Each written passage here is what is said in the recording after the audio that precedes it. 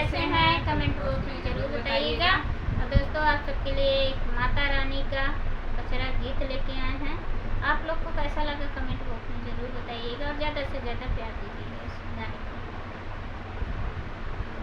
पुरबाही देशवा से आवेला धोबिनिया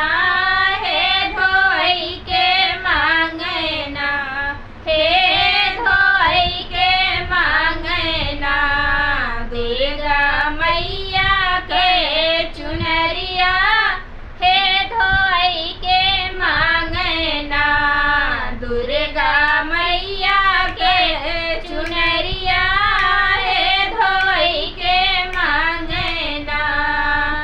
धोई धोई धोबिया लिया कसवा हे झुराई जात्यूं ना हे झुराई जात्यूं ना दुर्गा मैया के चुनरिया हे झुराई जातू ना दुर्गा मैया के चुनरिया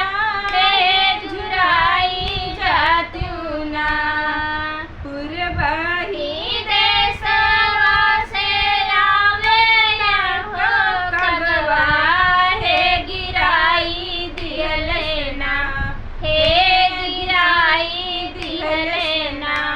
दुर्गा मैया के चुनरिया हे गिराई दिहलेना दुर्गा मैया के चुनरिया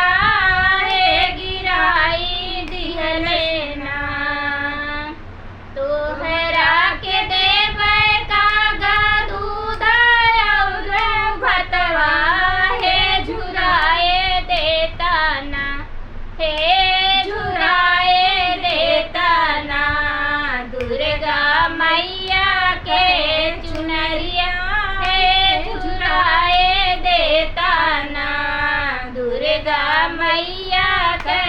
चुनरिया हे झुराए देता नहीं देशवा से आवेला के सोनरा हे बनवाई देबै ना हे बनवाई देबै ना तोहरा सोनावा के चोचवा हे बनवाई देबै ना तोहरा सोनावा के चोचवा हे बनाई देबै ना पुरबाही देशवा से आवेले धोबिनिया हे धोई के मांगना हे धोई के मांगना शीतला मैया के चुनरिया हे धोई के मांगना शीतला मैया के चुनरिया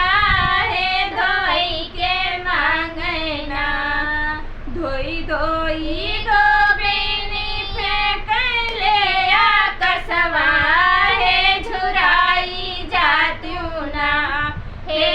झुराई जात्यूं ना दुर्गा मैया के चुनरिया हे झुराई जात्यूं ना शीतला मैया के चुनरिया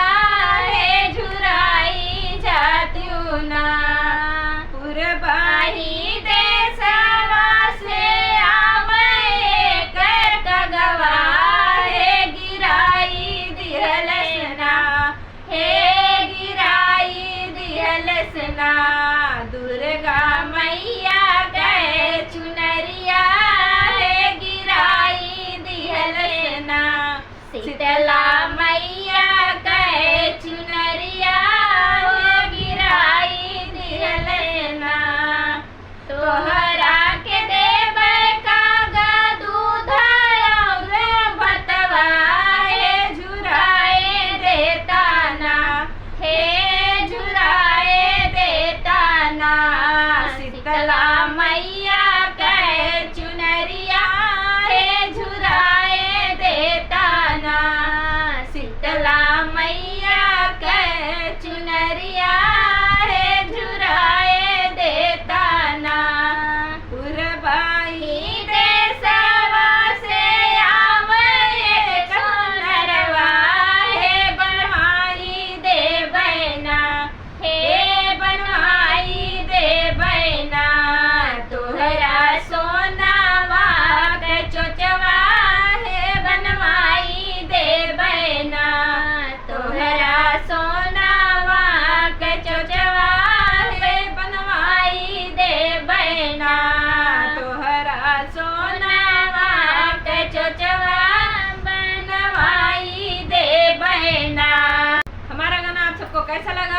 कमेंट बॉक्स में जरूर बताइएगा। मिलते हैं नए गाने साथ नेक्स्ट वीडियो में, तब तक के लिए जय माता दी।